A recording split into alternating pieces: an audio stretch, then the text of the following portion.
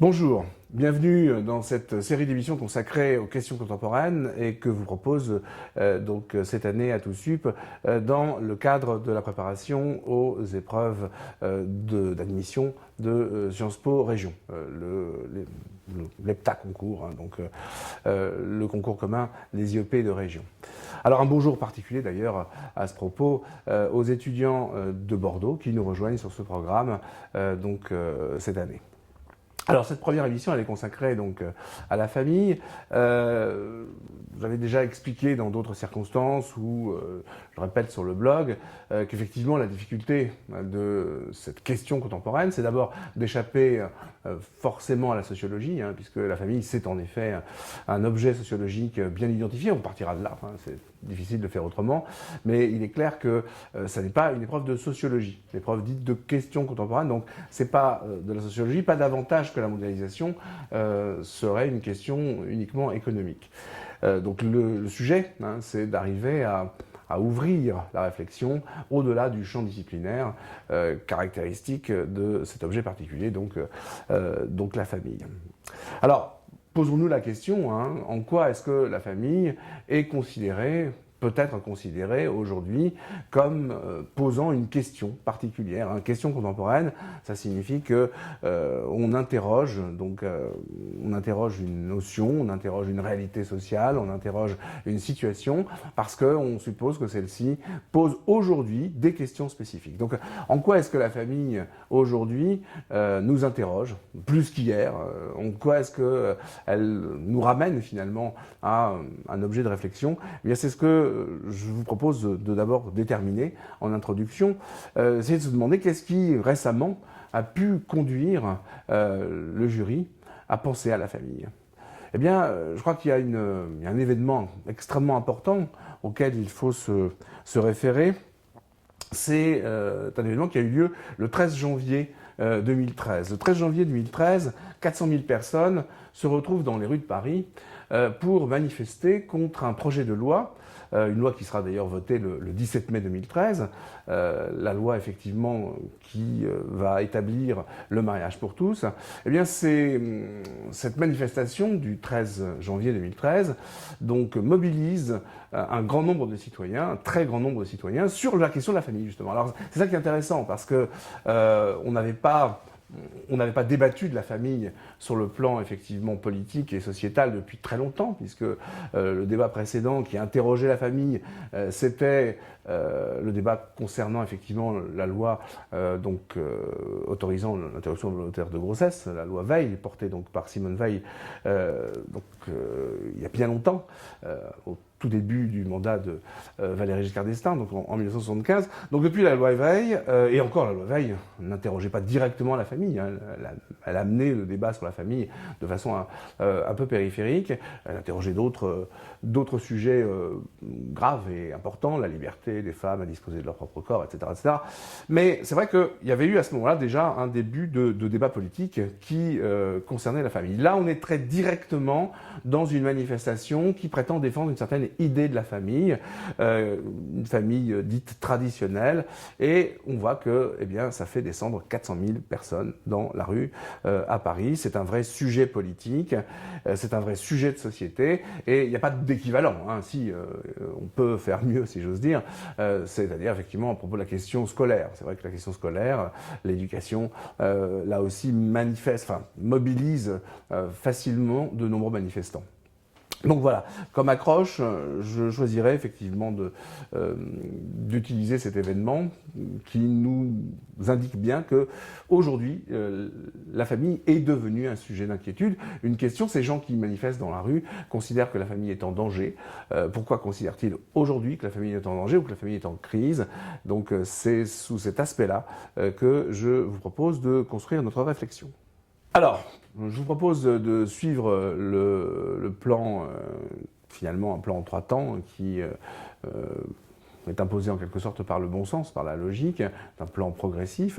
Tout d'abord, effectivement, on va rappeler la relation particulière qui existe entre la famille et la société, c'est-à-dire que, effectivement, la famille bouge, elle se modifie, la conception de la famille évolue avec avec l'histoire, avec effectivement la société dans laquelle cette famille s'inscrit. Et c'est vrai que cette relation famille-société civile est une relation que le philosophe Hegel pointe comme étant essentielle dès le début des principes de la philosophie du droit. Et puis dans un deuxième temps, on étudiera précisément la structure de cette famille, savoir s'il y a un invariant, elle change la famille, mais est-ce qu'il y a des choses qui ne changent pas dans la famille? Est-ce qu'effectivement il y a des fonctions qui sont accomplies, des fonctions effectivement qui sont remplies par la famille, qu'on retrouve à travers les âges? Et puis enfin, on abordera donc dans un troisième temps ce qui, à mon sens, fait l'actualité de la question sur la famille, c'est-à-dire le rapport à l'État. C'est ce qu'on appelle les politiques familiales. Et au fond, si 400 000 personnes dont je parlais tout à l'heure, qui sont dans les rues de Paris le 13 janvier, elles manifestent quoi? Elles manifestent une certaine défiance à l'égard de l'action de l'État. Elles ont le sentiment que l'État abandonne donc les familles à la famille traditionnelle et que l'État cherche à faire la promotion d'un autre type de famille.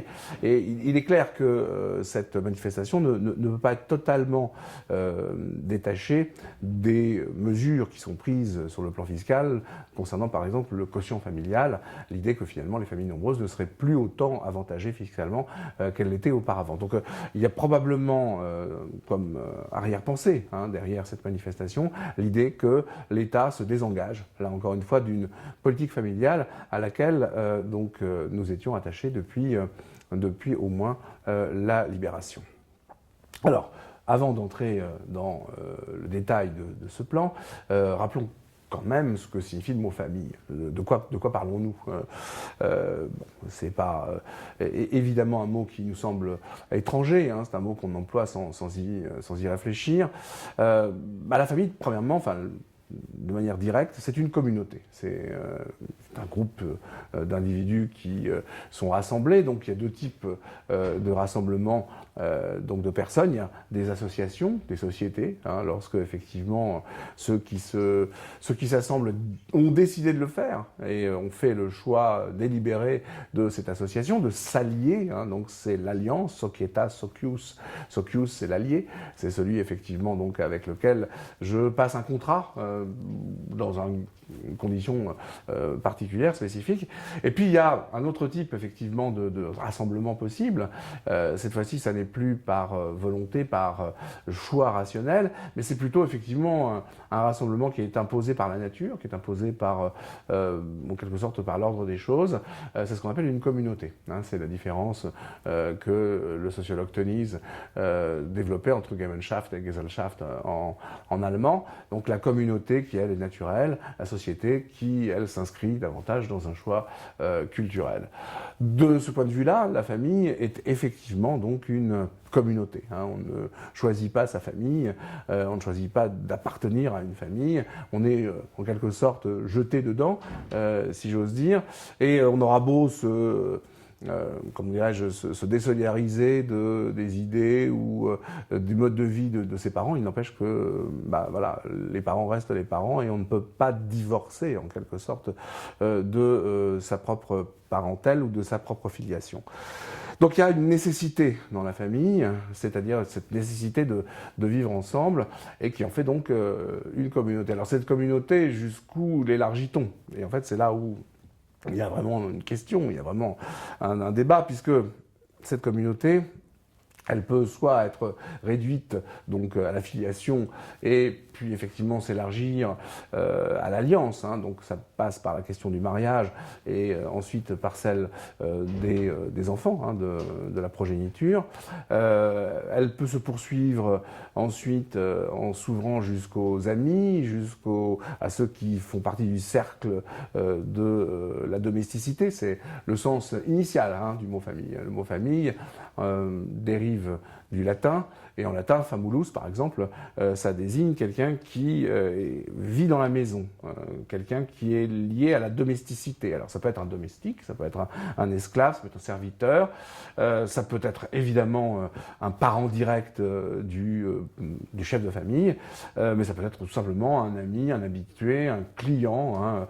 D'ailleurs, le mot familier, quand on emploie ce terme, quand on dit par exemple, c'est un familier du salon de monsieur de Guermantes, etc., peu importe, ou des Verdurins. Un familier, c'est quelqu'un qui a l'habitude de venir, c'est quelqu'un qui effectivement donc est régulièrement accueilli dans l'espace domestique, dans l'espace privé, qui est donc celui qu'on va dire être celui de la famille. Donc la famille, c'est dans le monde latin un ensemble assez important et qui se caractérise surtout par une logique, par une organisation verticale. En effet, la famille, c'est une hiérarchie, c'est un ordre.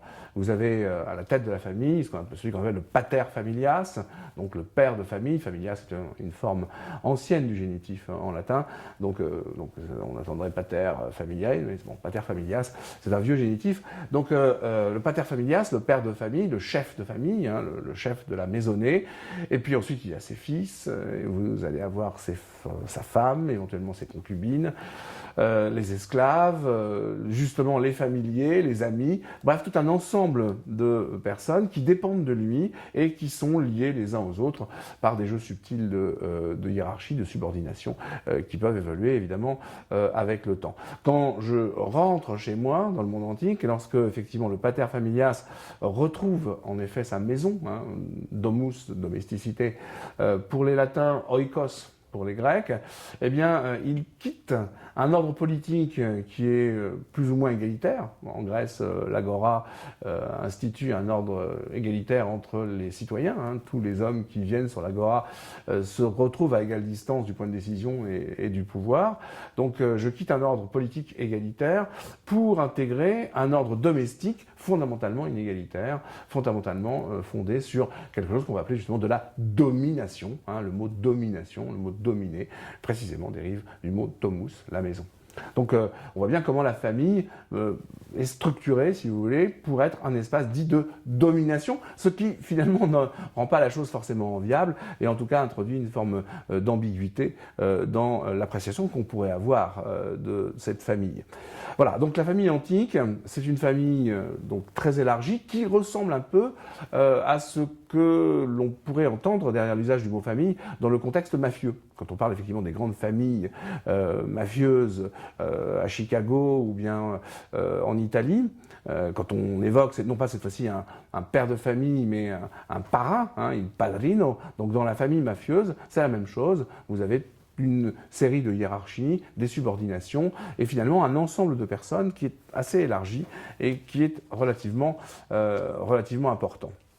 Alors voilà le sens précis du mot famille, que ce soit sur le plan anthropologique et biologique, que ce soit sur le plan effectivement plus élargi de la domesticité antique. Et puis il y a un troisième usage du mot famille auquel il faudra quand même prêter attention dans notre réflexion, dans notre travail, c'est l'usage métaphorique. C'est-à-dire que la famille est employée, le mot famille est employé régulièrement dans notre vocabulaire pour désigner quelque chose qui n'a rien à voir avec la famille. On parle par exemple d'une famille politique. Il est bien évident que les liens de ceux qui partagent les mêmes convictions politiques ne sont pas des liens toujours très fraternels. Ou alors c'est d'une fraternité qui ressemble à celle qui unit Caïn et Abel. Donc voilà, on parle de famille politique, on parle là aussi d'une famille de pensée. La métaphore, elle se trouve filée aussi par des termes qui sont un peu moins directement évidents. Par exemple, la devise de la République, liberté, égalité, fraternité. Elle nous rappelle en effet que les concitoyens vivent dans la cité comme des frères, devraient vivre dans leur propre famille. Bref, la famille travaille notre langage ordinaire sur le plan métaphorique comme une sorte effectivement d'idéal de solidarité. Parce que, disons-le clairement, dans un premier temps, la famille, et là je reprends directement ce que dit Hegel dans le texte que je citais tout à l'heure, donc les principes de la philosophie du droit, Hegel explique que ce qui caractérise dans tous les cas la famille, quelle que soit sa forme, qu'elle soit élargie, qu'elle soit restreinte, eh bien c'est toujours cette relation qu'il y a entre la solidarité, et une famille c'est une solidarité, c'est une solidité, c'est un corps, donc c'est une organisation, c'est un organisme, ça on le verra dans la deuxième partie tout à l'heure, eh bien cette solidarité-là, évidemment, elle se paye d'une liberté, on va dire, au moins suspendue, en tout cas entre parenthèses. Dans ma famille, je ne suis pas libre, je dépends justement de ce pater familias, matériellement, je dépends de lui pour mon éducation.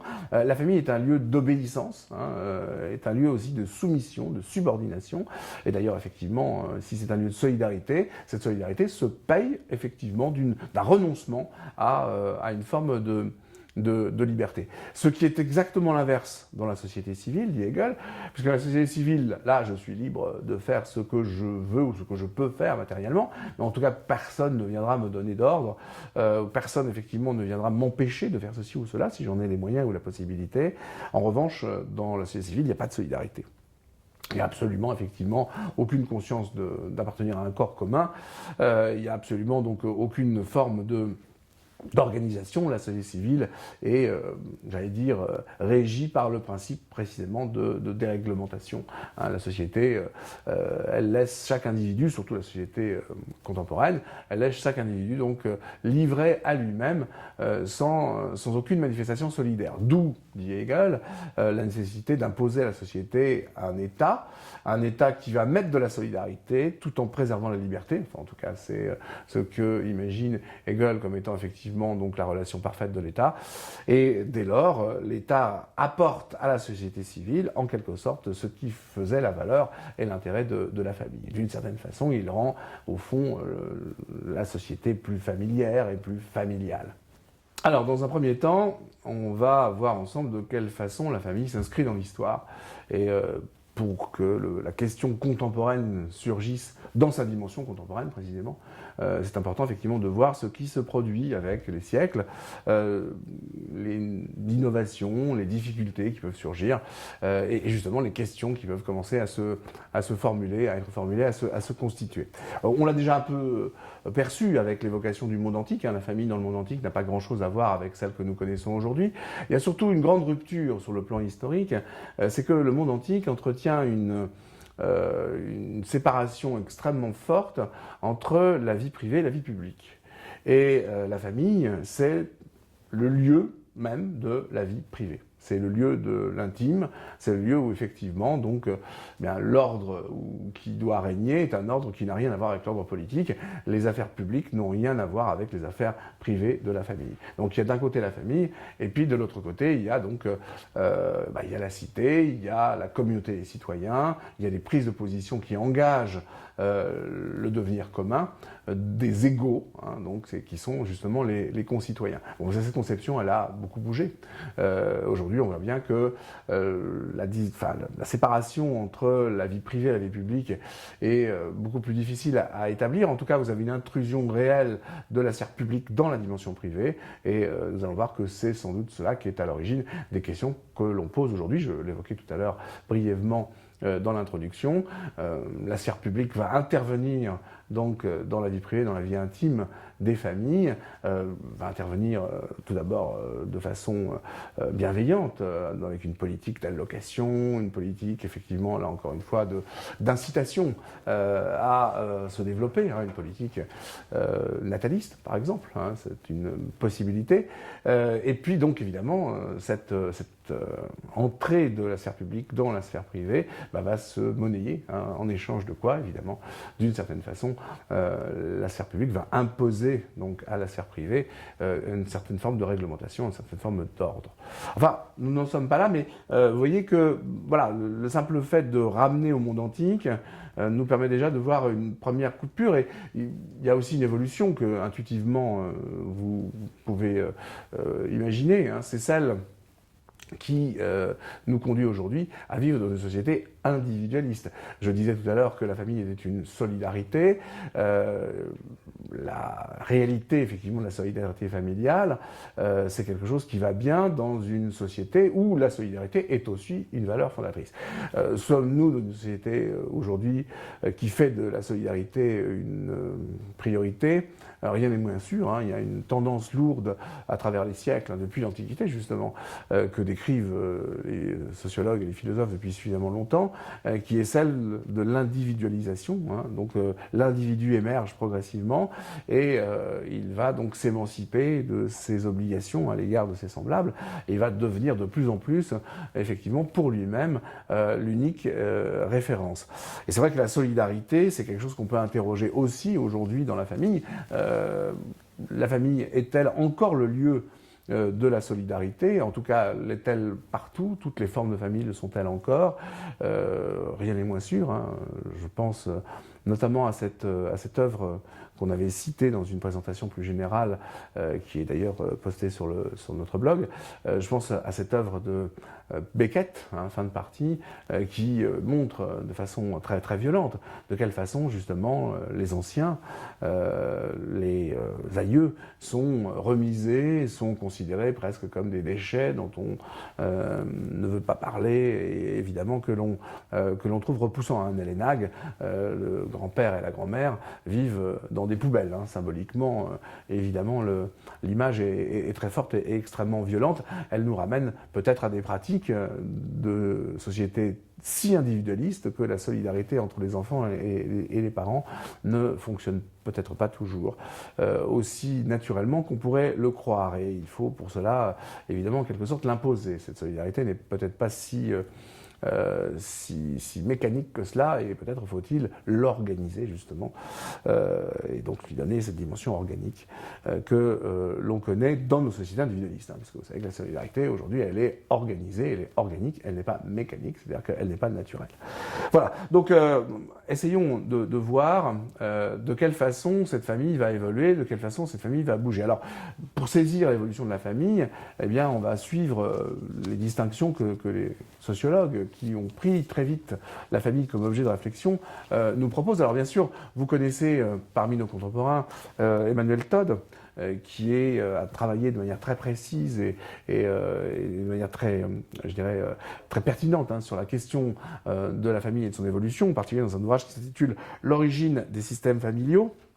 Et Emmanuel Todd nous fait redécouvrir Frédéric Leplay, qui est un sociologue du XIXe siècle, qui est en quelque sorte l'initiateur de la sociologie des familles, et il nous ramène aussi à Émile Durkheim. Alors on va travailler sur ces deux types de schémas. Alors Durkheim, évoquant la famille, travaillant sur la famille, montre que la famille contemporaine, la famille aujourd'hui, eh bien, elle est fondée sur la conjugalité. C'est ce qu'on appelle effectivement donc la famille conjugale, c'est-à-dire que ce qui en est le socle, ce qui la structure, ce qui la soude, eh bien, c'est donc la conjonction, hein, les conjugales, la conjonction de ceux qu'on va appeler des conjoints, qui s'unissent donc pour former une famille. Alors, ils peuvent s'unir devant Dieu, et à ce moment-là, il y a une consécration de cette union.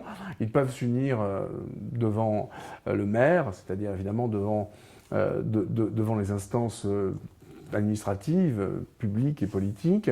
En tout état de cause, ils manifestent donc auprès de leurs amis aussi, ils manifestent donc qu'ils veulent vivre ensemble, et vivant ensemble, ça se concrétise, si on est dans le cas effectivement donc d'une famille traditionnelle, de conjoint traditionnel, ça va se concrétiser par la filiation. Donc on retrouve, si vous voulez, cette double structure, c'est-à-dire effectivement l'alliance, donc la conjonction, conjoint, hein, conjoindre, joindre ensemble, joindre avec. Donc conjonction a priori de deux personnes de sexe opposé qui vont donc fonder une filiation et qui vont donc transmettre donc à cette filiation leur amour, leurs valeurs, etc. Donc c'est la famille conjugale, c'est-à-dire que c'est une famille qui finalement est réduite à peu de monde, peu de membres, et elle est donc aux yeux de Durkheim, la famille moderne, la famille contemporaine. De fait, si on prend la typologie de Frédéric Leplay,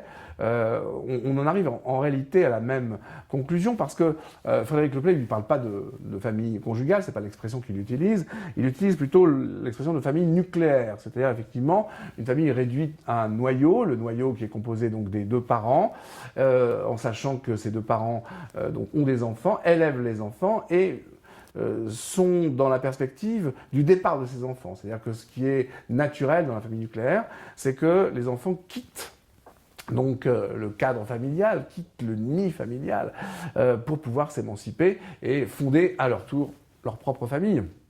Donc la famille nucléaire, c'est des parents des enfants.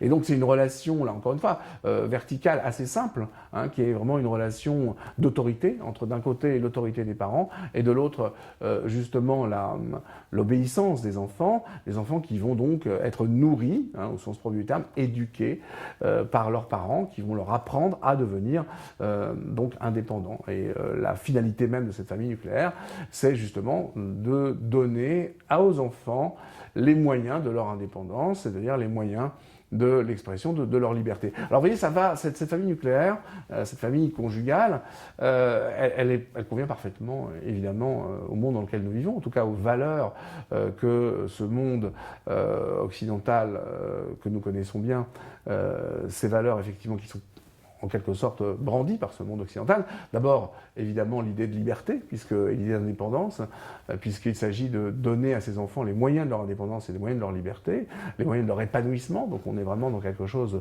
de l'ordre, en effet, du confort individuel. Ce qui est supposé souder ces familles, c'est le sentiment. Et donc on est dans une famille sentimentale, et c'est vrai que là aussi c'est un élément de la modernité qui est important, car le sentiment familial n'a pas toujours été la règle, loin s'en faut, par le passé, hein, ou en tout cas le sentiment, on va dire, amoureux ou filial, positif, n'a pas toujours été effectivement donc, le moteur des familles. La plupart des arrangements familiaux le sont pour des raisons matérielles, des raisons d'intérêt, hein, dans le monde ancien. On sait bien qu'on ne se marie pas par amour. Hein. L'invention de l'amour est une vieille affaire. Hein. C'est l'histoire de l'amour en Occident, dit Rougemont, remonte évidemment à l'amour courtois, remonte au Moyen-Âge. Mais précisément, l'amour courtois n'est pas un amour conjugal. Hein. Ça, c'est une chose dont il faut bien se rappeler. Et évidemment, Guenièvre est amoureuse de Lancelot, mais elle n'est pas mariée à Lancelot. Hein. La famille que Guenièvre, à laquelle Guenièvre appartient, ce n'est absolument pas la famille de Lancelot, c'est la famille d'Arthur. Bon. L'amour est quelque chose qui est extra-conjugal, très longtemps, effectivement, dans notre culture et dans notre société. D'ailleurs, c'est pour ça que l'amour donc, est en dehors des cadres sociaux, des conventions administratives, des conventions morales. Il y a quelque chose de transgressif, si vous voulez, dans le sentiment amoureux, qui fait éclater l'ordre social. Hein. On parle volontiers de désordre amoureux, parce qu'effectivement, donc, l'amour est enfant du désordre et provoque justement ce désordre-là. Donc, dans le monde ancien, hein, disais-je, la famille n'est pas le lieu, en tout cas, de l'amour entre les conjoints, et cet amour entre les conjoints, puisqu'il est absent, il ne va pas se transmettre donc aux enfants. D'ailleurs, on se débarrasse quand on peut assez vite de ces enfants que l'on abandonne à une nourrice à la campagne et qui se charge donc de les nourrir, hein, mais au sens de les gaver, de les entretenir jusqu'à ce que ces enfants soient les adolescents avec lesquels on puisse avoir une relation rationnelle, si j'ose dire, qu'ils atteignent l'âge de raison et qu'ils deviennent de petits adultes. Et à ce moment-là, on les traitera comme tels. Mais l'enfance est une invention assez récente. Le goût de l'enfance, l'attention à l'enfance, ce sont des choses qui sont extrêmement modernes. Hein. J'insiste beaucoup là-dessus parce que c'est aussi le moyen dans vos copies d'introduire la littérature ou bien d'introduire l'art. On voit en effet très tardivement apparaître l'affection. Par exemple, un des personnages les plus intéressants de ce point de vue-là, c'est Victor Hugo. Victor Hugo, dont tout le monde évidemment connaît l'attachement qu'il avait pour sa fille aînée, Léopoldine. Alors ça en fait pas le premier père aimant de l'histoire, hein, il y en a eu bien d'autres. Puis surtout que l'attachement pour Léopoldine est compensé par un détachement à l'égard d'Adèle. Hein, donc vous savez bien que effectivement les deux sœurs n'ont pas été traitées affectivement de la même manière. Donc Léopoldine qui meurt dans un accident de barque et qui donne donc à Victor Hugo ce désespoir d'où vont naître effectivement les contemplations.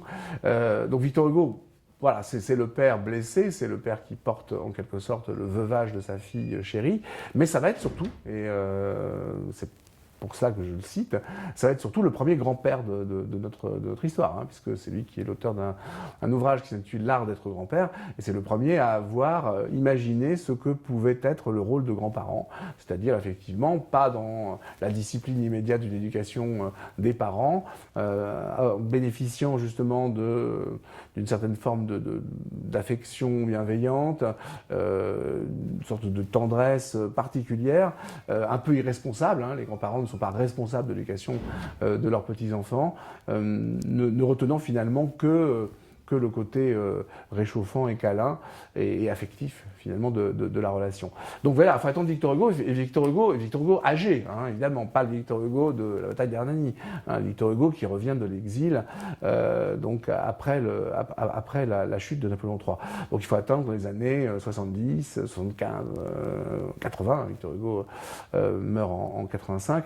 Donc voilà, c'est à ce moment-là que on voit une figure de grands-parents qui s'assume, et Victor Hugo a d'ailleurs à ce moment-là le sentiment d'innover, hein, d'être quelqu'un de différent de ses contemporains. Voilà, donc juste pour rappeler que donc le sentiment dans le cadre de la famille est quelque chose de rare, l'attention aux enfants est quelque chose effectivement là encore une fois de très très récent, et donc cette fameuse famille conjugale que nous connaissons n'a pas vraiment d'antécédents au cours des siècles qui précèdent, hein. Donc là, pour le coup, la famille que nous connaissons, c'est une famille qui est fondée donc sur la valeur sentimentale, sur la valeur effectivement donc de l'amour.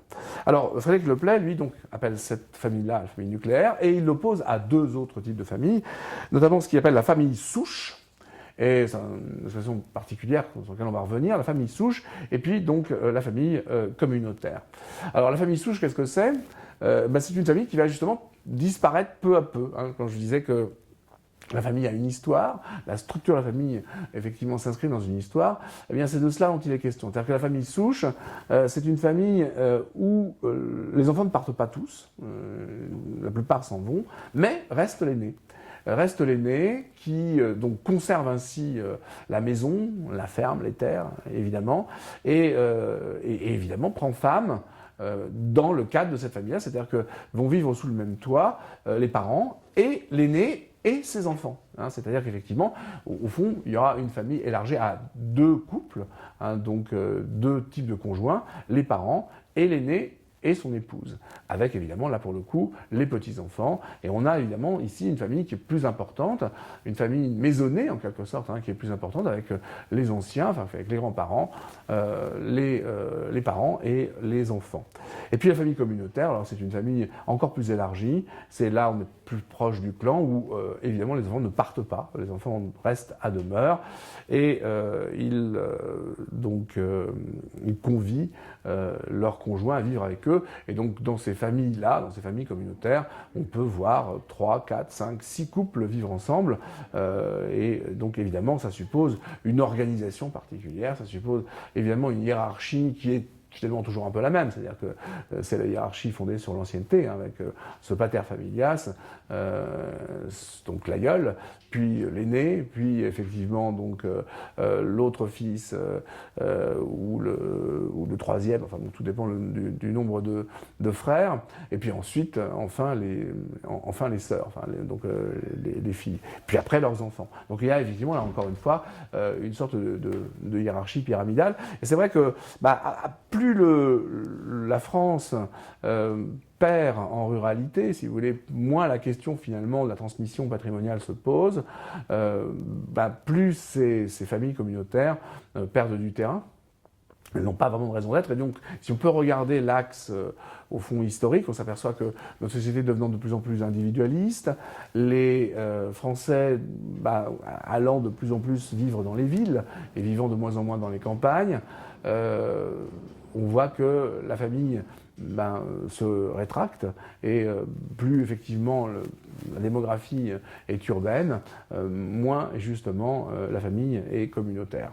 Alors l'évidence, hein, c'est que la famille suit l'évolution de la société. J'évoquais il y a quelques instants l'évolution effectivement de la société française qui évidemment devient de plus en plus urbaine et de moins en moins rurale, et ça n'est pas sans conséquence.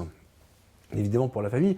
Il y a d'autres éléments dans l'évolution sociétale qui vont inscrire dans la famille de profondes modifications. On évoquait tout à l'heure l'individualisme. Si on corrèle l'individualisme à l'évolution juridique qui va permettre à partir de la Révolution française, alors il va y avoir des avatars plus ou moins nombreux, mais à partir de 92, on va apparaître donc un divorce qui va justement permettre de rompre ce contrat. La famille, c'est juridiquement d'abord quelque chose qui est constitué par un contrat. Le mariage est un contrat. Donc il est possible de rompre ce contrat, de le rompre donc en 92 sans passer par un juge nécessairement, à partir du moment où il y a un consentement mutuel. Donc la notion même de divorce va permettre beaucoup plus de mobilité aux individus dans le cadre d'une famille. Ils ne sont plus nécessairement enchaînés à la conjonction, d'ailleurs les conjoints en tout cas ne sont pas voués à toujours le demeurer, et donc par conséquent ils gagnent ainsi en liberté et donc en mobilité, et on va voir donc des familles ainsi se décomposer, sous l'action du divorce, et puis ensuite éventuellement se recomposer, puisque après s'être séparé, on peut retrouver un autre conjoint. Donc cette métamorphose, si vous voulez, de la famille ne va plus être figée une fois pour toutes, elle va devenir elle-même métamorphique, elle va devenir elle-même effectivement plastique, elle va pouvoir évoluer. Cette évolution de la famille, par le fait effectivement que les conjoints donc ne sont plus déterminés à vivre toute leur existence ensemble, s'accompagne aussi d'une autre évolution importante qui est le contrôle des naissances et le contrôle effectivement donc de la filiation. C'est-à-dire que ces familles ne sont plus des familles à partir du moment où notamment la contraception est autorisée et où effectivement un certain nombre de pratiques contraceptives sont même développées, où il y a même des incitations, y compris dans les lycées ou dans les écoles, avec le planning familial, etc. À partir du moment où effectivement, à partir de la loi de Neuwirth, on va avoir une contraception qui est régulée et qui est également autorisée par les pouvoirs publics, par le cadre politique, eh bien, les naissances vont être moins nombreuses et on va avoir des familles effectivement qui sont de moins en moins nombreuses, ou plutôt les familles nombreuses sont de moins en moins nombreuses. Donc évidemment, des conjoints qui ne sont plus obligés l'un à l'autre, des enfants qui sont de moins en moins nombreux. Alors, on sait bien que aujourd'hui, la famille française, par rapport aux autres familles dans l'Union européenne, se porte plutôt bien. On est au-delà du seuil de stricte reproduction donc des deux parents, puisqu'on a un peu plus de 2 enfants en moyenne par famille, mais ça, on est évidemment bien loin de ces familles à 3, 4, 5, 6 enfants que le monde ancien connaissait, qui étaient finalement liés tout simplement à la nature et à la reproduction, que la famille effectivement permettait d'encadrer et de garantir. D'une certaine façon, effectivement, on va voir que la famille se rétracte, elle se contracte, et au fond, ce qui était perçu comme étant une contrainte. Je le disais tout à l'heure, la communauté, c'est quelque chose qu'on n'a pas choisi. On n'a pas choisi d'entrer dans une communauté. Eh bien, cet espace communautaire qui est celui de la nécessité va s'ouvrir en fait à la liberté, en tout cas à plus de liberté, et évidemment à l'individualisme. Alors évidemment, ensuite, sur le plan juridique, les facilités qui vont être associées à l'adoption, les facilités effectivement donc permettant donc d'adopter des enfants dont on n'est pas biologiquement les parents, permettent là encore une fois d'introduire encore plus de liberté, encore plus de libre arbitre, encore plus d'expression de la volonté, si vous voulez, dans la construction de la famille. Alors à ce propos, bien sûr, la question de la légalisation de la procréation médicalement assistée ou bien de ce qu'on appelle la gestation pour autrui.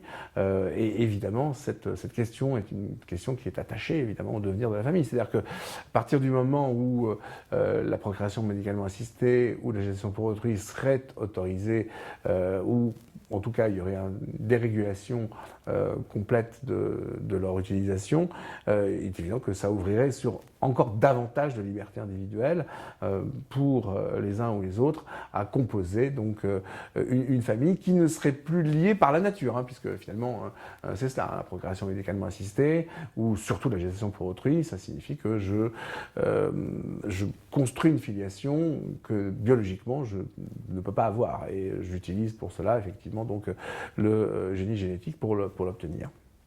Donc voilà, une famille qui est en pleine mutation, qui est soumise donc à cette pression de l'individualisme, requête d'individualisme, et sans revenir sur les distinctions qui était chères à Tocqueville dans la démocratie en Amérique, il faut quand même bien rappeler que cet individualisme, cette liberté individuelle, elle a la forme, pour nous, de ce qu'on appelle la liberté indépendance. Donc on est évidemment dans une requête, quand on dit c'est l'individualisme, concrètement c'est quoi l'individualisme? C'est une requête d'indépendance, c'est-à-dire une requête effectivement donc d'autonomie de l'individu, un individu qui ne doit plus rien à personne, qui n'est subordonné à rien d'autre qu'à sa propre volonté et qu'à son propre principe de plaisir ou de désir. Alors sur des sujets qui seraient formulés de la façon suivante, la famille est-elle en danger par exemple, ou bien la famille est-elle en crise, je crois qu'il faudrait d'abord rappeler qu'effectivement aujourd'hui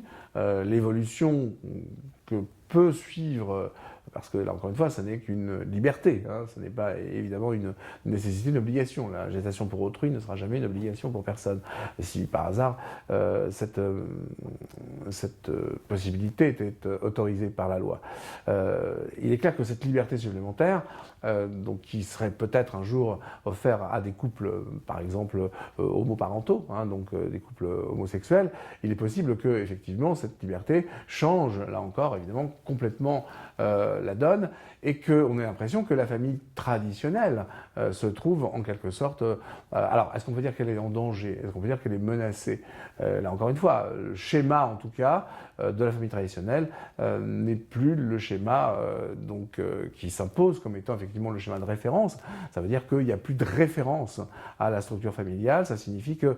Alors, voilà, parler de danger ou parler de crise, c'est quelque chose qui amène quand même à une réflexion, à une reformulation. Est-ce que la famille est en danger? On ne peut répondre à la question qu'en disant la famille traditionnelle pourrait être en danger dans la mesure où elle se constituerait comme étant la famille de référence et que ce modèle prétendrait avoir le monopole finalement du développement familial. Maintenant, on peut parfaitement considérer que la diversité, la liberté, l'autorisation justement de cette diversité et de liberté constitue non pas un danger, mais plutôt une chance. Et évidemment, là encore une fois, le débat mérite d'être un peu plus précisément organisé et mené. Quant à la notion de crise, qu'est-ce que c'est qu'une crise? Et c'est pour ça que je pense qu'il serait sans doute plus pertinent d'imaginer un sujet sur la crise plutôt que sur le danger. Parce que le danger, c'est une menace. La famille traditionnelle n'est pas menacée dans la mesure où, de toutes les façons, personne n'interdit à personne, évidemment, de structurer, de construire sa famille sur un modèle traditionnel.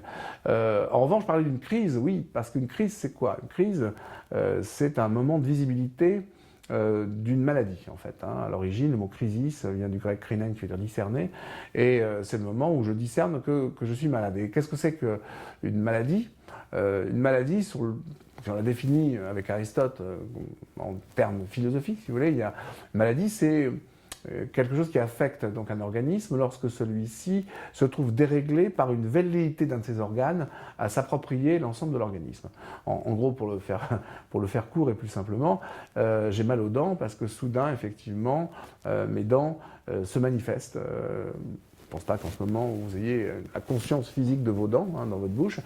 Si vous sentez que vous avez des dents, ça veut dire qu'effectivement la dent se manifeste en tant que telle, et se manifeste en tant que telle, d'une certaine façon, elle se désolidarise donc de l'ensemble de votre bouche et de l'ensemble de votre corps, en faisant valoir justement sa singularité. Une crise de foie, bah, c'est le moment où je m'aperçois que j'ai un foie, quoi.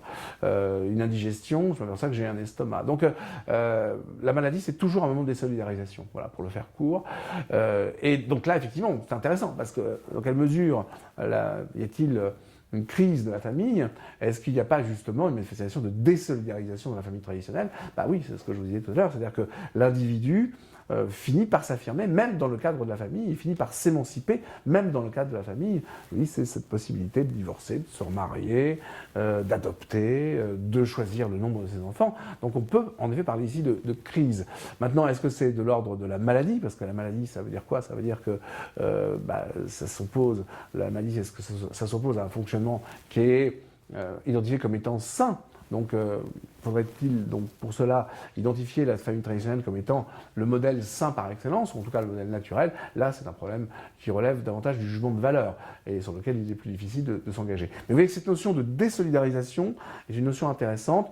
En tout cas, ce qui est sûr, c'est que, évidemment, l'histoire de la famille ne peut pas être totalement déconnectée, en tout cas décorrélée de l'avancée de l'individualisme dans notre société. Un individualisme qu'on a tendance aujourd'hui à appeler, en suivant des sociologues comme Lipovetsky, un hyper-individualisme. On est vraiment dans une phase, j'allais dire, d'intensification de toutes les caractéristiques de l'individualisme et qui serait donc visiblement non pas le résultat d'un complot politique ou je ne sais quoi, mais vraiment, au fond, une évolution extrêmement profonde qui remonterait donc à l'Antiquité et qui progressivement détacherait donc l'individu de la communauté à laquelle il appartiendrait.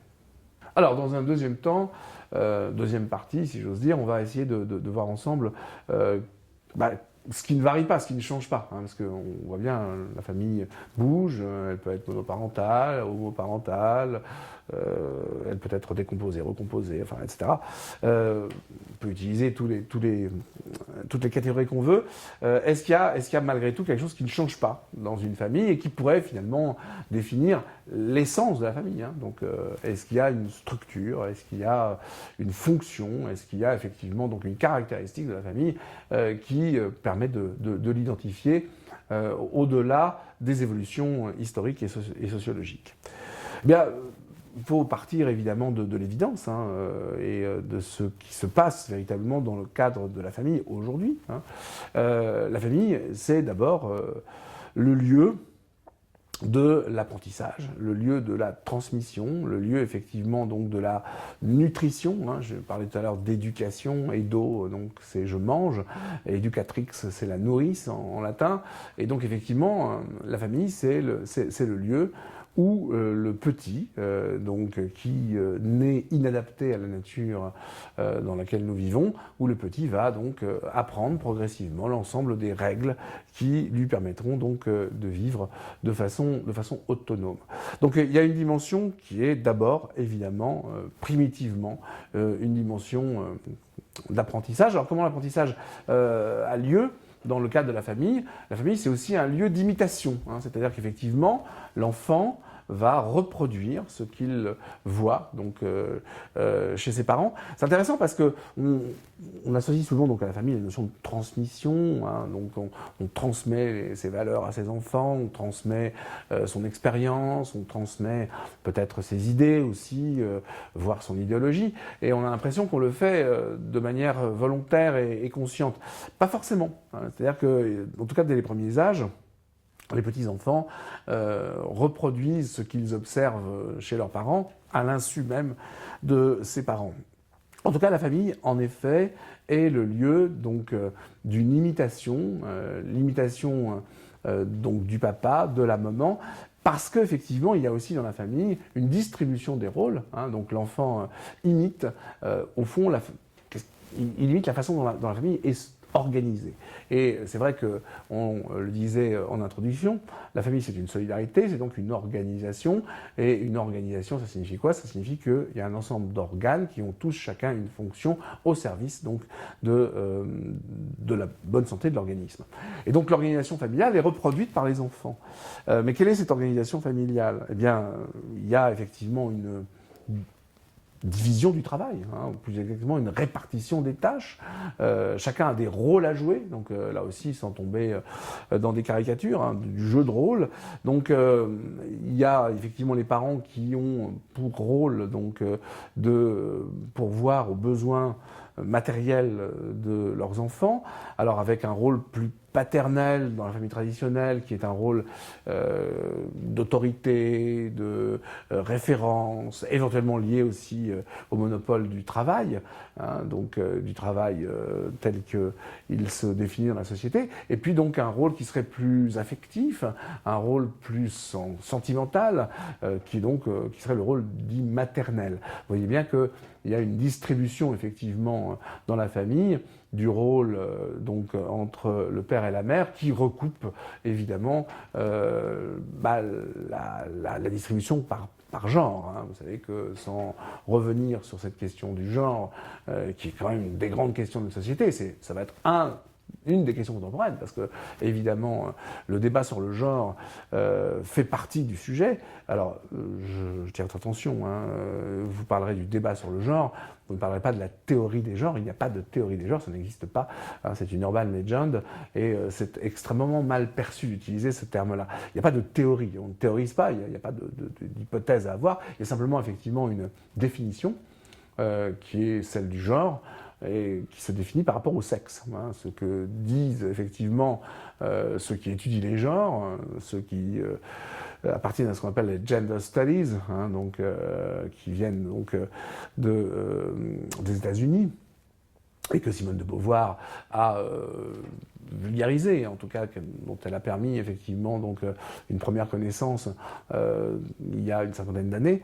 Eh bien, ces études de genre expliquent que il y a le sexe, qui est donc mâle-femelle, et puis il y a quelque chose qui relève du comportement, qui relève donc de la culture, qui relève donc effectivement de quelque chose qui est construit, qu'on va appeler le genre, le masculin et le féminin. D'où évidemment l'expression « on ne naît pas femme, on le devient », donc qui est célèbre, la formule célèbre de Beauvoir, que vous retrouvez d'ailleurs chez Isabelle Badinter dans XY, qui dit « on ne naît pas homme, on le devient ».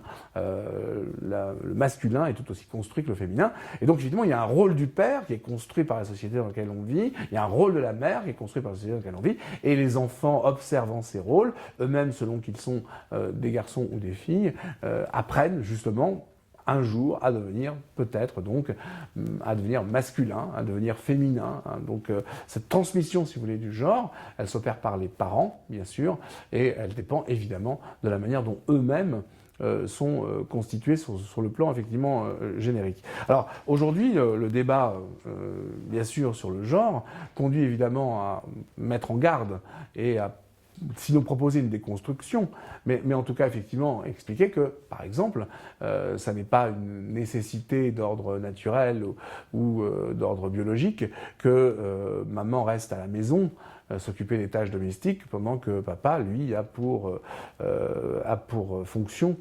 d'aller travailler dans la société et de ramener donc des revenus pour faire vivre la famille. Ça, c'est une construction culturelle. Ça veut donc dire que peut-être que si papa ne travaille pas, il peut s'occuper des enfants. Si maman travaille, c'est elle qui va aller chercher. Oui, la réflexion sur la mobilité, là encore une fois, de la distribution des rôles dans la famille, est un élément de notre époque. Là, c'est une vraie question contemporaine. C'est-à-dire que cette organisation familiale, il faut quand même le dire, elle est perturbée par la modernité aujourd'hui, qui remet en cause justement le monopole des tâches domestiques, par exemple pour la maman, et puis éventuellement le monopole des tâches de divertissement pour le père. De la même façon qu'un certain nombre de comportements sont remis en question. Pourquoi est-ce qu'un garçon ne pleurerait pas? Pourquoi est-ce qu'un garçon n'exprimerait pas sa tendresse ou son attachement sentimental, enfin, etc., etc. Donc vous voyez bien comment, effectivement, là aussi, il peut y avoir un choc culturel aujourd'hui dans certaines familles lorsque celles-ci sont confrontées justement à cette évolution sur la réflexion des rôles que chacun peut tenir à la fois dans la société, mais aussi effectivement dans le cadre de sa famille. Vous observez également qu'on est là clairement dans une réflexion sur l'interaction qu'il y a entre le sociétal et le familial, puisque les rôles paternels et maternels sont définis par la société et évidemment se répercutent dans leur pratique au sein d'une même famille. Donc voilà, donc ça, la première chose importante à comprendre sur ce qui se passe dans la famille, c'est justement cet apprentissage de l'organisation non seulement de la communauté, mais aussi de la société, cet apprentissage de la masculinité, cet apprentissage de la féminité, cet apprentissage effectivement donc du vivre ensemble.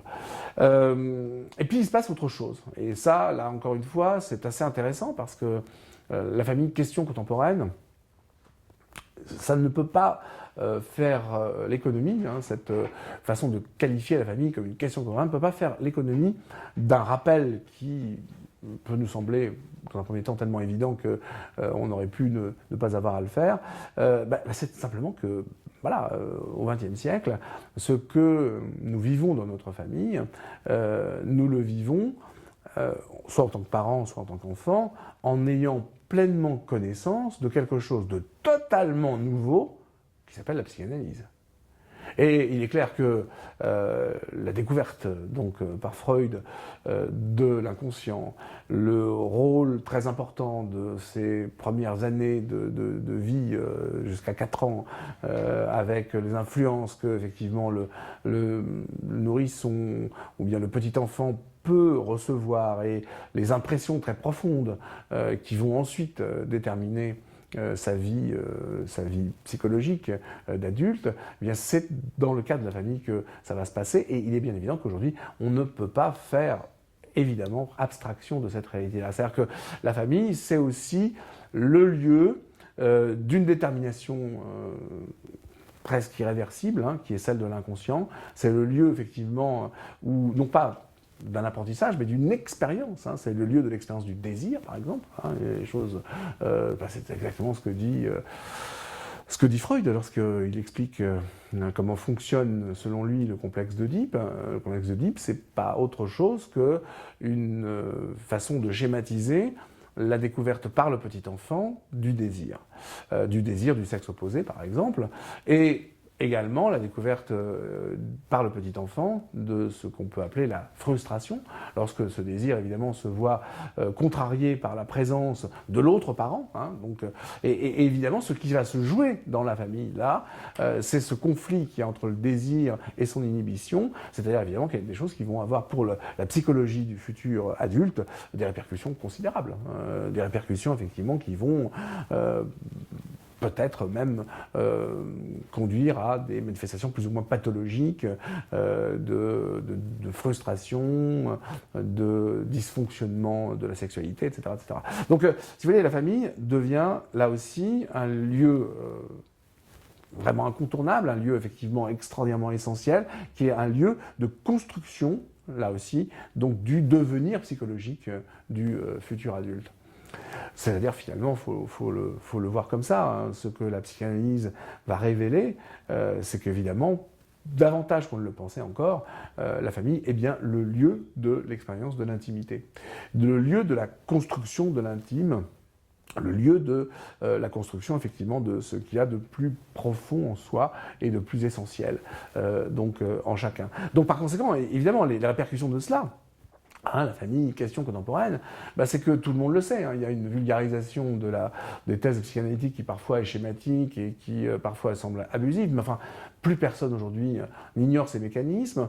On peut les remettre plus ou moins finement en cause, mais c'est évidemment souvent à la marge. Il est clair que jamais on ne s'est autant interrogé quand on est un parent sur les répercussions que peuvent avoir telle ou telle décision qu'on va prendre en matière d'éducation par rapport à ses enfants. La responsabilité, si vous voulez, parentale n'a jamais été aussi vivement ressentie par les parents, avec peut-être, évidemment, derrière ça, aussi un sentiment de culpabilité, d'où, évidemment, par compensation, une survalorisation, un surinvestissement dans le souci de l'enfant, dans le souci de l'éducation. C'est-à-dire que l'éducation des enfants, des petits-enfants, devient un vrai sujet. alors que c'était quelque chose de totalement ignoré et sans aucun intérêt jusqu'au XVIIIe siècle. Hein. Il ne faut jamais oublier que le premier à s'être intéressé à la petite enfance, c'est Jean-Jacques Rousseau. Hein. Les premières pages d'Émile, enfin le premier livre d'Émile est consacré à un programme éducatif particulier qu'il faudrait effectivement essayer de comprendre et penser pour ces premiers âges de la vie. Donc la petite enfance se révèle à ce moment-là, et aujourd'hui, évidemment, ça donne donc aux parents une responsabilité, une conscience justement de cette responsabilité. Ai-je bien fait, ai-je mal fait, comment éduquer les enfants, trop d'autorité, pas assez d'autorité, l'usage ou non de la punition, la fessée, enfin voilà, toutes ces questions-là, hein, qui sont des questions qui n'en sont pas pendant des siècles, soudain deviennent effectivement des objets de préoccupation dans les familles. Donc la famille, si vous voulez, devient un lieu de questionnement. Donc c'est non seulement une question contemporaine, mais pour nos contemporains, la famille ne cesse de susciter des questions, et la vie de famille, la vie familiale est quelque chose qui n'est plus de l'ordre de l'évidence. C'est de l'ordre effectivement donc du perpétuel questionnement sur le sens, en effet, du vivre ensemble. Et donc, elle est travaillée par, disons-le clairement, une inquiétude. Hein, voilà. Donc, effectivement, la famille, aujourd'hui, c'est aussi une famille inquiète. C'est une famille, effectivement, donc préoccupée, soucieuse, mais en même temps, bien sûr, évidemment, responsable. Alors, cette famille-là, et je crois que c'est ça qui est permanent, hein, c'est cette organisation du vivre ensemble et cette constitution de l'intime, hein, qui sont les deux caractéristiques dominantes dans toutes les formes de famille. Il est bien évident que contrôler cela, pouvoir effectivement y jeter un œil, y réclamer un droit de regard, la tentation est grande pour le politique. Hein. On voit bien comment, effectivement, ce lieu si essentiel, ce lieu de construction de la psychologie, ce lieu effectivement de construction de l'être, devient vraiment un lieu intéressant pour le pouvoir politique, puisque s'introduire dans la famille, s'immiscer dans la famille, eh bien, c'est évidemment se donner les moyens d'un contrôle en profondeur du citoyen de demain. Et on peut sans aucune je dirais sans aucune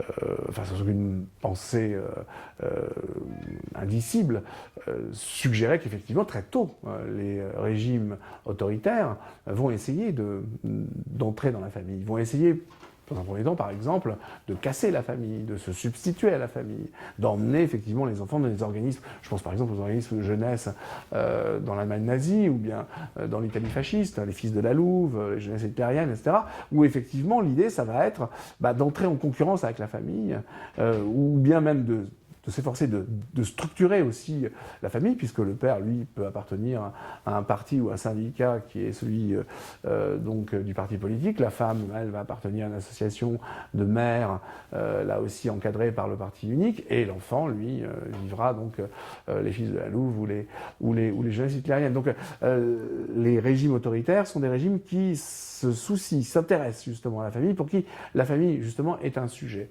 Alors, la question que nous allons poser dans un troisième temps, dans une troisième partie, hein, ça va être ce qu'il en est, non pas dans les régimes autoritaires, qui sont même des régimes d'exception, et puis de toute façon le schéma il existe depuis fort longtemps, hein, depuis l'Antiquité, où les jeunes Spartiates sont séparés de leurs parents pour être éduqués dans une optique purement citoyenne, sans parler effectivement des expériences, si j'ose dire, pédagogiques qui ont été entreprises dans la Chine de Mao au moment de la révolution culturelle. Non, ce qui est intéressant, c'est de s'interroger sur les politiques familiales, sur le rapport effectivement de l'État à la famille dans notre société contemporaine, dans notre société libérale, démocratique, celle dans laquelle nous vivons. Et là, on va voir que la question continue de se poser et qu'effectivement, les soucis, les préoccupations des familles sont peut-être légitimes.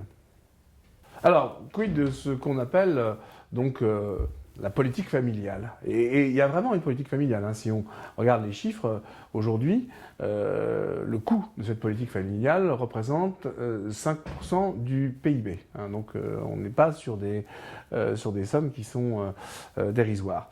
Alors, à partir de quel moment et pourquoi l'État s'intéresse-t-il aux familles et comment est-ce qu'il va manifester cet intérêt? Il y a deux axes, principalement. On peut en ajouter un troisième qui serait l'axe fiscal, mais bon, il n'y a pas grand-chose à en tirer. C'est vrai qu'on s'intéresse aux familles, ce qu'on appelle un foyer fiscal, pour l'imposer, hein, donc évidemment. Mais c'est pas un intérêt sur lequel effectivement les familles elles-mêmes peuvent s'asseoir et considérer que cet intérêt va être monnayable par une sorte de service en échange. En revanche, on va voir que, effectivement, ce qu'on appelle les politiques familiales sont non pas des politiques de taxation, a priori, mais au contraire des politiques d'allocation. Donc c'est pour ça que finalement, l'intérêt du fisc pour les familles, je crois qu'il est évidemment préférable de le mettre entre parenthèses. Mais il y a deux autres orientations. Il y a d'abord, effectivement, l'intérêt que l'État va manifester pour les familles à partir, effectivement, du moment où l'État va construire un système d'éducation nationale. On l'appelle au début instruction publique. L'instruction publique, revenons à l'origine de cette mesure. On est en 1792 et Condorcet est chargé par la Convention d'imaginer un système permettant effectivement de diffuser à travers toute la France un savoir élémentaire, hein, ce qu'on appelle un savoir élémentaire, savoir lire, savoir compter, à tous les jeunes citoyens. Alors pourquoi est-ce que la Convention lui demande cela? Tout simplement parce que le niveau de maturité démocratique est forcément lié au niveau effectivement de connaissance et d'éducation. C'est-à-dire que lorsqu'on donne aux citoyens la liberté de choisir leur destin, ce qui est le cas effectivement dans une république, faut-il encore qu'ils aient les moyens de faire vraiment un choix, c'est-à-dire de savoir quels sont les enjeux de ce choix, de savoir effectivement ce qu'il y a derrière la question qu'on leur pose. Répondre oui à condition de comprendre la question, ou répondre non à condition de comprendre cette même question. Bref, il n'y a pas de développement démocratique, il n'y a pas de démocratisation de la société sans une vraie politique éducative qui touche effectivement tous les citoyens et qui leur donne au moins les premiers éléments leur permettant effectivement d'exprimer leur volonté et leurs valeurs. C'est pour ça qu'effectivement, Condorcet imagine le système qui va être repris ensuite par Jules Ferry. Jules Ferry ne va pas changer grand-chose, avec évidemment des écoles communales qui vont avoir pour mission de diffuser auprès des jeunes paysans un certain nombre de connaissances de base, leur permettant de devenir des citoyens indépendants. Et on voit bien, évidemment, ici, quel est l'intérêt de l'État, l'intérêt, effectivement, non seulement de l'État, mais on pourrait dire aussi de la République, ou l'intérêt de la démocratie, à faire intrusion dans la famille. Et il y a bien une intrusion dans la famille. Pourquoi? Parce que, évidemment, on décide de prendre en charge une part de l'éducation. L'État prend à sa charge une part de l'éducation des enfants, une éducation qui va rester strictement dans l'ordre disciplinaire, dans l'ordre, effectivement, donc, des savoirs fondamentaux, une éducation qui a priori va s'épargner des incursions moralisatrices, encore que, il va y avoir effectivement des leçons de morale, il va y avoir effectivement une instruction qui parfois peut avoir une dimension plus idéologique. En tout état de cause, il y a là un enjeu important, former le futur citoyen, mais pour cela, il va falloir l'extraire de sa famille. Donc évidemment, la relation avec les familles, ici, peut être compliquée, surtout si on est en train de parler d'un monde rural, c'est-à-dire effectivement un monde dans lequel les enfants sont une force de travail de l'exploitation. Et il peut y avoir évidemment ici un conflit d'intérêts entre ce que veut la famille, c'est-à-dire effectivement des bras pour aider aux moissons, et ce que veut la République ou ce que veut l'État, c'est-à-dire effectivement donc un élève réceptif à un enseignement lui permettant de devenir un citoyen autonome, averti, ou alors, si on a l'esprit tourné de manière plus critique, un citoyen conforme à ce que justement l'État attend de lui, puisque évidemment la nature idéologique de la formation n'est pas forcément absente. Donc voilà, préoccupation de l'État à l'égard des familles, à partir du moment où, justement, on voit un intérêt à former les futurs citoyens, de la même façon qu'il y a une préoccupation de l'État à l'égard des familles. En gros, c'est la filiation qui intéresse l'État, donc ce sont les enfants qui intéressent l'État, parce qu'effectivement, là aussi, la bonne santé de la démographie, la bonne santé effectivement des naissances, n'est pas indifférente pour les affaires politiques et pour les affaires publiques, puisqu'il s'agit aussi non seulement de former les citoyens, d'avoir des citoyens nombreux, qui pourront éventuellement devenir des soldats. Là aussi, une politique nataliste, c'est une politique qui s'efforce de remplir les rangs de l'armée. C'est aussi une politique qui s'efforce effectivement d'avoir plus de travailleurs. Enfin bon, l'incitation à développer les familles nombreuses est une incitation qui peut avoir des objectifs politiques bien déterminés. Donc, un exemple de cette politique nataliste, cette aide finalement aux familles cette aide à croître, cette aide effectivement à se développer. Alors cette politique nataliste, elle se manifeste comment? Elle se manifeste par des allocations, évidemment, mais elle se manifeste aussi par une politique extrêmement répressive. On va pénaliser, par exemple, la contraception, on va pénaliser évidemment l'avortement. Et à ce propos, je crois qu'il est important de rappeler qu'effectivement, en juillet 43, eh bien, une faiseuse d'ange, comme on dit à l'époque, est condamnée à mort et exécutée. Par Vichy. C'est assez rare, effectivement, de voir une femme exécutée, guillotinée pour le signaler. Donc, cette faiseuse d'ange est condamnée à mort, et pour l'exemple, effectivement, le verdict n'est pas commué, et la sanction est appliquée. Donc voilà, intérêt de l'État pour les enfants, pour les éduquer, mais aussi effectivement peut-être pour en faire des soldats, pour en faire effectivement une masse ou laborieuse ou guerrière. Napoléon avait eu un jour cette formule assez terrible et cruellement désinvolte quand on lui reprochait d'avoir gâché finalement des vies inutilement sur un terrain de bataille. Il disait rien qu'une nuit parisienne ne viendra réparer.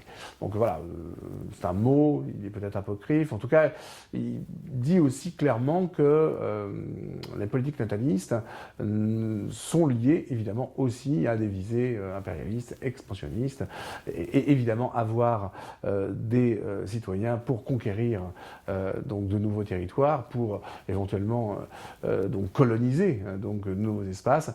C'est un enjeu très important.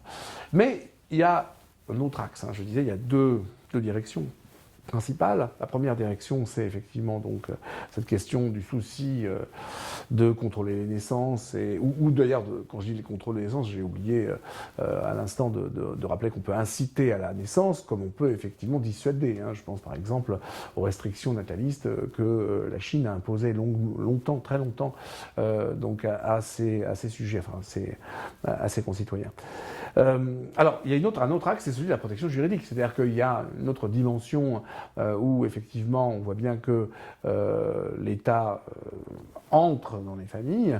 C'est qu'effectivement, l'État est garant d'un certain nombre de droits et il s'efforce de les faire respecter et de les faire appliquer. C'est vrai qu'il y a une justice propre à la famille, les enfants ont des droits, les conjoints ont des droits, c'est-à-dire que le droit prend la famille comme sujet.